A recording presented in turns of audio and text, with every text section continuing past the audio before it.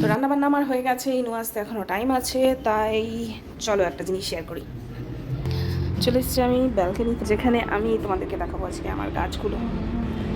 এটা একটা নীলকণ্ঠ ফুল, তো ফুলটা হয়ে শুকিয়ে গেছে, আমার খেয়াল নেই তুলতে। এটা একটা লঙ্কা গাছ এখানে হয়েছে, এখানে আরেকটা লঙ্কা গাছ আছে, লঙ্কা এখনো হয়নি, বাট দেখো একটা ফুল হয়েছে। তো এক্সপেক্টেড কি খুব তাড়াতাড়ি আমরা এই গাছের লঙ্কা পাবো। আজকের আকাশটা খুব সুন্দর। তো এখানটাতে দেখো একটা গাড্ডা মতন বানিয়েছে, এখানটাতে আবার প্রজেক্ট হচ্ছে, মানে নতুন বিল্ডিং হবে এখানে। তো খুব তাড়াতাড়ি এই জায়গাটা আমাদের ঢেকে যাবে, এখানটায় বিল্ডিং তৈরি হয়ে যাবে। তো এই ভিউটা হয়তো আমরা তখন আর পাবো না।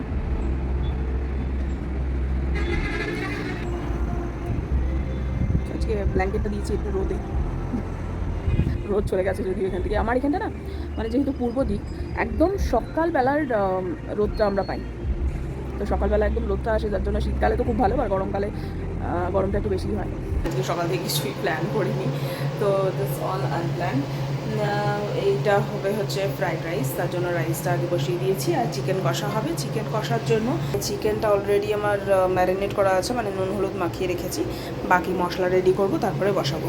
তো এখানে এগুলো নিয়ে নিয়েছি, এগুলো কাটবো।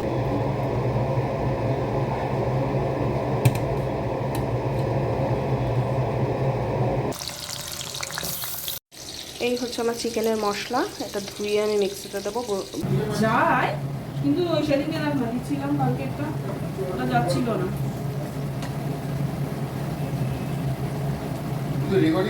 তো ইনু স্কুল থেকে চলে এসছে, ওর খাবার বেড়ে দিয়েছি, ও আগে খেয়ে নেবে। ইনু আয়, বস বস বস, তাড়াতাড়ি তাড়াতাড়ি বসে যা, চলে আসো। ফোনটা রাখ, ফোন রেখে দে। খাওয়ার সময় ফোনটা নিয়ে বসবে খেতে। তা কি হয়েছে, খারাপ না?